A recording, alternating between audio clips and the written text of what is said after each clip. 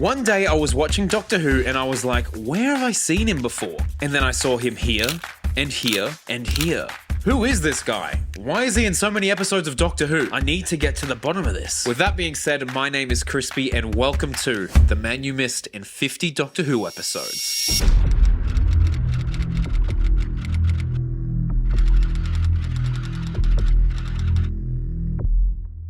Hello everyone, welcome back to the channel. If you're new here, we make videos on Doctor Who every week, so if that sounds good to you, then please consider subscribing. So I kind of lied at the start. I very much do know who this man is. In fact, I'll let him introduce himself right now. My name is Jon Davey, and I've been very fortunate to have been involved on the show since 2005, playing many of the monsters. So I met Jon ages ago here in Australia at one of the Symphonic Spectaculars, and he was absolutely legendary. In fact, I think he was the cameraman for an interview I did with Ben Foster. He's just such a team player. So I've had his contact details for years, like a lot of years. So me and my mate Troy, we were able to sit down with Jon for my podcast, Who's There? A Doctor Who podcast, and we had a full hour-long interview with him. It was wild. So go and subscribe to the channel if you want to see that video. It's pretty wild. Today's video, I'm giving you some highlights so you can get to know Jon, but if you want the hour-long interview, go over there and he spills the tea on what he thinks about Ncuti's casting, the future with Russell T Davies, and will he be in the show in the future? I don't know, you should listen to the episode. Anyway, how many episodes did Jon say he was in? I've, to date, been in 50 episodes. 50 episodes, damn. I mean, a lot of the time he's being a Dalek or an Ood or one of those weird angel boys from Voyage of the Damned. But then he went on to tell us which one was his favourite. It depends when you ask me. If it's after 12 hours of wearing a Cyberman costume, Cyberman probably isn't my favourite costume because they weighed almost like 30 kilos. But I think my favourite thing that I did was the headless Cyberman from the Pandorica episode, which was amazing because they shot the entire scene with an actor who only actually had one arm, but Toby Haynes, the director, then had to do a little pickup shot of the Cyberman walking around the corner, revealing him, and then him picking the head up and plopping it on. So they couldn't get the other guy back, so they used me, and with the aid of a green morph suit on under my costume, they removed my arm and my head. One of my favourite costumes that Jon wore was the Maya costume from Series 9. He wore that a lot at the Doctor Who Festival when he came to Australia. Maya Warriors are amazing, again made by Millennium Effects. Those were actually made from EVA foam, which anyone that does cosplay probably recognises because that's what all cosplayers use pretty much to design many of their costumes. Basically, when they were going to design it, Kate Walsh from Millennium FX, they were looking at different things and making it from, and they were like, well, cosplayers are using EVA foam to make all their costumes. Why aren't we actually doing the same? But how on earth does one get a gig like this? Because I would love to be a Dalek one day, or an Ood one day, or a showrunner one day. Kind of half the reason why I kind of started doing initially background work in television was that I just wanted to be on a set and see how everyone else worked. You know, it was all a kind of learning process. So for me, it was just fascinating because most of the stuff that I did was or is stop motion animation, which is all very, very small sets, small lighting setups. So it was great to be on live action sets, and you know, most of the time when I'm not actually doing anything, I'm just looking at how everyone does their job and just learning. Jon has actually seen a lot of changes within Doctor Who. You know, he saw showrunning go to Moffat, and then to Chibnall, and then back to Davis. He shared some interesting insight as to what that'll look like from the inside. So every time a new showrunner came in, there would be different people selected that obviously the showrunners work with or think would be suitable, but you know, many of the crew have kind of been there from year dot. The most notable thing, and the thing that everybody will notice if they actually do watch a show, is the change in camera technology that they used. So Eccleston and early Tennant was all being shot on standard definition digibeta cameras, which when you go back and look, you kind of go like, ooh, But yeah, when you do watch it, it's all of a sudden gone from like a kind of TV look type program to being obviously more cinematic. Being a Dalek one week and a Cyberman the next is all well and good, but when I asked him what his favourite part of the job was, his answer was surprisingly wholesome. And also, obviously, as a spin-off on the back of the show, I've got to travel around the world, coming to Australia twice, which was, well, actually 3 times for the Doctor Who Symphonic. So as much as I enjoy working on the show, I think doing the live events is probably my most favourite thing, because working on a TV or a film is very, very stop, start, wait around, do nothing, rush, get something done.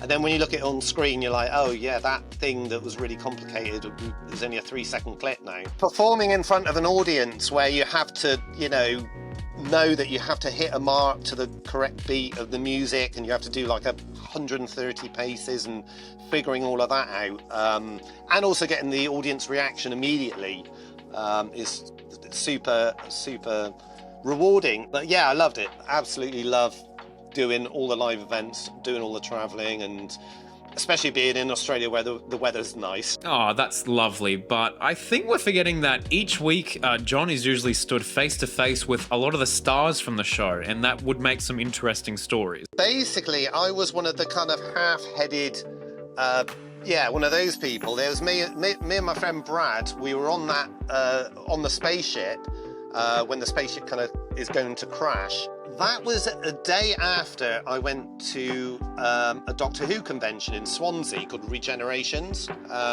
which is quite a well-known Doctor Who convention. So it was the day after we shot that, and then we shot all our scenes, and I just went to leave, and Peter Capaldi, as he passed me, he was like, I wouldn't try and do a Peter Capaldi impression because it won't work well. He said, he goes, Jon, I heard you were at a Doctor Who convention at the weekend. What was it like? And I was like, oh yeah, it was great. Blah, blah, blah was here. And, the doctors, Colin Bacon was there, blah, blah. Then I walked off and I was like, that is so unusual. Like, Doctor Who has just said to me, I heard you were at a Doctor Who convention at the weekend. And I'm like, am I really that famous and followed by all these amazing actors? And I couldn't figure it out. I was like, that's really bizarre. I find it very difficult to ever have a conversation with Peter. I just totally would have that fan thing of just freezing and not being able to talk.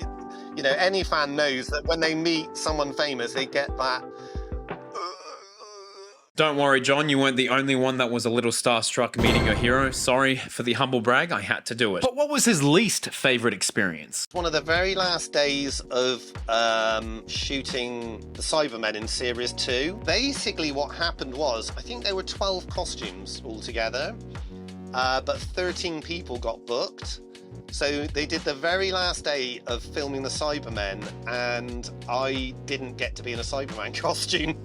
So the irony of it was that that Cyberman costume was the most difficult costume that we've probably done, because I didn't wear the costume on that one day was probably my worst experience.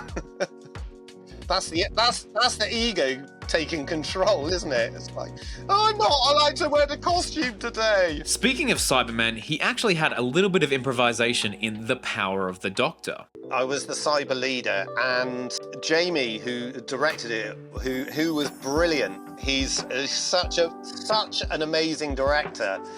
He's so excited, and what was really nice with him, and this is a sign of a good director, was that for the rehearsal he wouldn't give out too much direction, and he would basically just see what we would do, what we would come up with, and then he would kind of then tweak. We were just trying to come up with other stuff, because we're like, normally when you're a sideman, you just kind of stand there and you just deliver your lines, and you're just like a statue. So I was trying to bring a little bit of life into it, and all through the shoot I was like, there's one thing I want to put in here, which was basically a hark back to David Banks and his excellent fist-clenching Cyberman from the 1980s. So the one scene where the Doctor and Yaz are on the planet, and then I appear at the top of this kind of huge, great big pile of rubble, which was actually a great big, huge pile of rubble on the very last line, which unfortunately for the life of me I can't remember. I basically raise my fist, and then the other Cybermen appear and then start shooting at her. So I got the fist clench in there. And now for a real highlight from the interview. Mr. Davey, of course, had some props from the show to show us, and it was pretty damn cool. I got a little show and tell. The Whispermen in The Name of the Doctor, the prosthetic makeup would actually take 3 hours to put on. Luckily, when they actually managed to remove most of the prosthetic, they managed to get it off in one piece, a bit like peeling an orange in one piece. So, lo and behold, here is, dun dun dun, the underlayer. So this was the prosthetic that they would stick to our face, and then the final part was a stocking, a white stocking that was pulled over our face.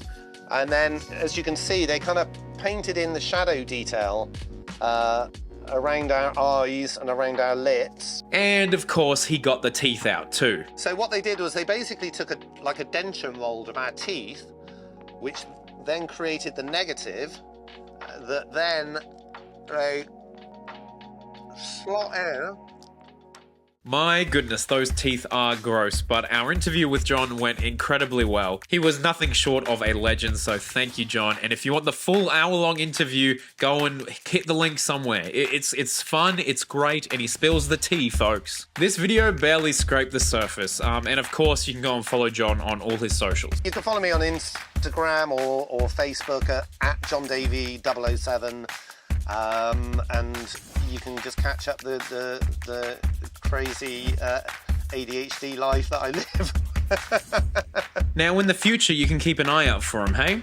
You know what he looks like now, so go and spot him. Anyway, like and subscribe. No, thank you very much. My pleasure, my pleasure. And yeah, keep up the good work, and yeah, look forward to it coming out.